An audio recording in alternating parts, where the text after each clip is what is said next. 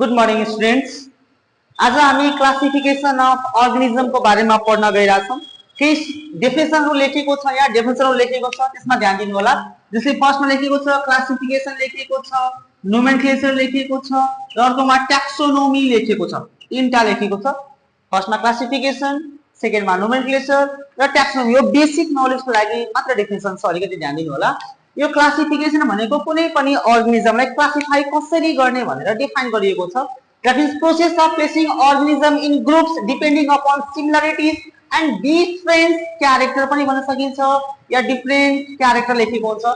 Similarities भनेको के हुन्छ भने सिमिलर क्यारेक्टर, सेम टाइपको क्यारेक्टर छ भन्ने एउटा ग्रुपमा राख्ने। यो सिमिलर क्यारेक्टर छ भने कुनै पनि अर्गेनिजमको सिमिलर क्यारेक्टर छ भने एउटा ग्रुपमा राख्ने र dissimilar that means different character छ भने अर्को ग्रुपमा राख्नु पर्छ। त्यही भएर के भनेको छ क्लासिफिकेसन भनेको छ that means the process of placing organism in groups depending upon similarities and differences yeah different character of an organism। कुनै पनि organism को similarities र dissimilarities को बेसिसमा कुनै पनि अर्गेनिजम के गरिन्छ भने क्लासिफाई गरिन्छ है। त्यस्तै के भनेको छ नोमेनक्लेचर भनेको छ।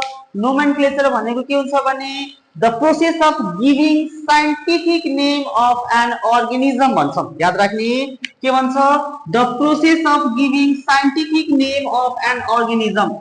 कुनै पनि अर्गेनिजम को त्यो प्लान्ट होस् या एनिमल होस् त्यसको साइन्टिफिक नेम गर्ने प्रोसेसलाई हामी के भन्छौं नोमेनक्लेचर भन्छौं। फेरि सुन्नु होला, नोमेनक्लेचर इम्पोर्टेन्ट वर्ड छ। नोमेनक्लेचर भनेको the process of giving scientific name of an organism. कुनै पनि अर्गेनिजम को हामीले साइन्टिफिक नेमिङ गर्यो भने साइन्टिफिक नेम गर्छ। जस्तै कि हामीले पी पढ्नु भयो होला, पी लाई हामी पाइसम स्टाइबम भन्छौं, त त्यो के छ साइन्टिफिक नेम भनेको छ। त्यस्तै हामीले मस्टर्ड को बारेमा पढ्नु भयो होला, मस्टर्डलाई हामी के भन्छौं भने ब्रासिका कम्पेस्ट्रिस भनेर हुन्छ। त्यस्तै म्याङ्गो भनेको म्याग्निफेरा इन्डिका भन्छौं। यो सबै के छ भने साइन्टिफिक नेम छ। जस्तै फ्रगलाई हामी राना टिग्रिना भन्छौं। यो सबै के छ भने साइन्टिफिक नेमहरु छ है। अब त्यो साइन्टिफिक नेम भनेको एक किसिमको के छ नोमेनक्लेचर हो। कुनै पनि अर्गेनिजमलाई नेमिङ गर्यो भने हामीले के भन्छौं नोमेनक्लेचर भनेर हुन्छ।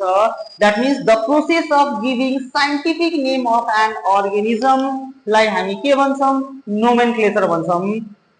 त्यस्तै नेक्स्ट के छ भने टैक्सोनोमी भनेको छ। टैक्सोनोमी भनेको the branch of biology which deals with the study of identification, classification and nomenclature. Identification, classification and nomenclature भन्छौं।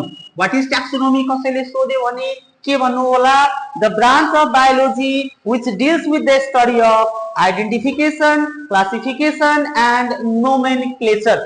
यसलाई याद गर्नको लागि हामी सिम्पल भाषामा निमोनिक्स भन्छ भने आई क्यान भन्छ, आई सी ए एन भन्छौं, आई क्यान भन्छ। I for identification, C for classification and N for nomenclature पनि भन्न सकिन्छ है। या नेपालमा एनआईसी ब्याङ्क धेरै चल्छ है, एनआईसी ब्याङ्क यसलाई पनि याद गर्न सकिन्छ। एन फर हामी के भन्छौं nomenclature, I for identification and C for classification है। सो व्हाट इज टैक्सोनोमी भन्ने बित्तिकै के भन्नु पर्छ the branch of biology which deals with the study of identification, classification and nomenclature भन्छौं। त्यस्तै यो टैक्सोनोमी जुन टर्म छ हैन, यो टर्म हैन, यो टैक्सोनोमी भन्ने टर्म कसले दिएको थियो भने सोधिरा हुन्छ एपी डे क्यान्डोली भन्छौं। यो साइन्टिस्टको नाम छ जसले टर्म कुन टर्म दिएको थियो टैक्सोनोमी भन्ने टर्म दिएको थियो।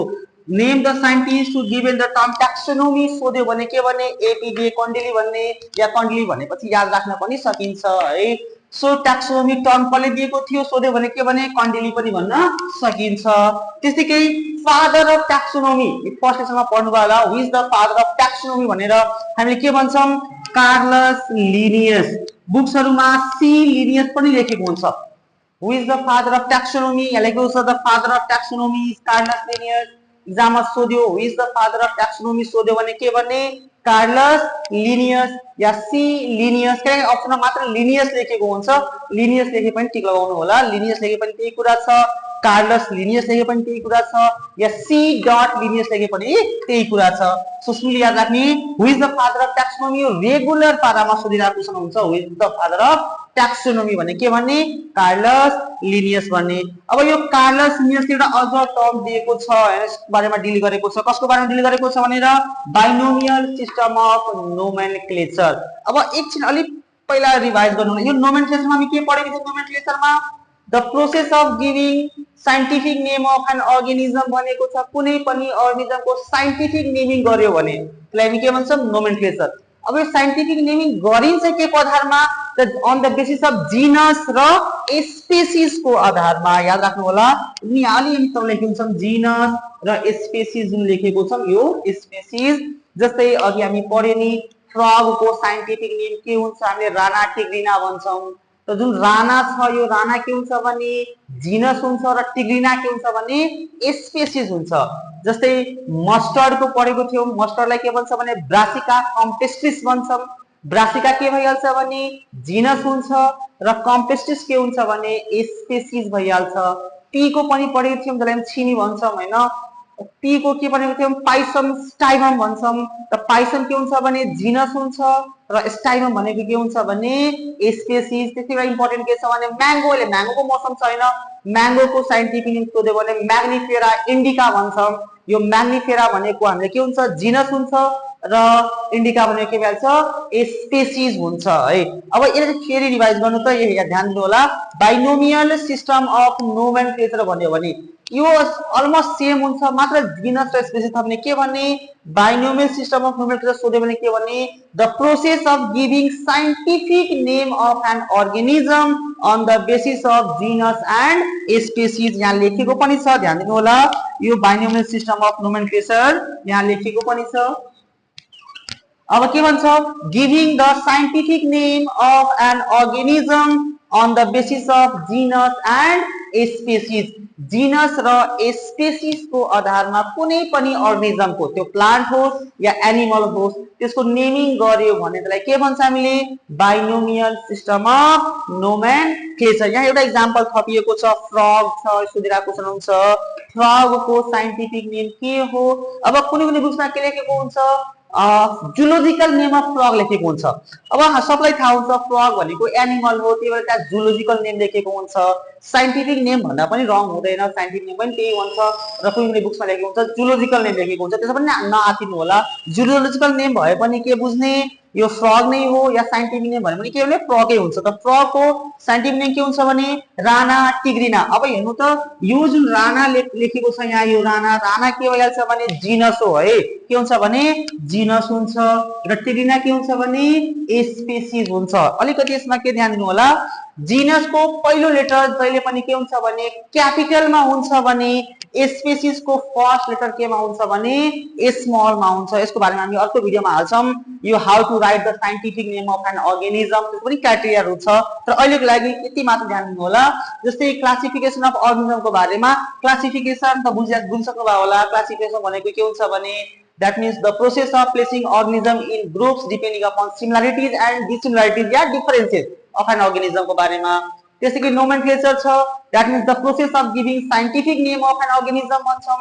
त्यस्तै यो taxonomy भनेको के हुन्छ भने the branch of biology which deals with the study of identification, classification and nomenclature भन्छौं। ट्रिक्स को लागि हामी के भन्छौं, ICAN भन्न सकिन्छ या त NIC बैंक पनि भन्न सकिन्छ, बुझ्नको लागि, जस्ट रिमेम्बर को लागि है। त्यसैगरी नोटमा के याद गर्नु होला, यो taxonomy टर्म कसले दिएको थियो, एटीजे कन्डिलीले दिएको थियो। त्यस्तै फादर अफ टैक्सोनॉमी को छ भने कार्लस लिनियस भन्छौं या सी लिनियस भन्छौं, त्यो याद राख्नु होला, धेरै इम्पोर्टेन्ट छ। त्यस्तै यो कार्लस लिनियसको पनि दिएको थियो, बाइनोमियल सिस्टम अफ नोमेनक्लेचर को बारेमा डिल गरेको थियो।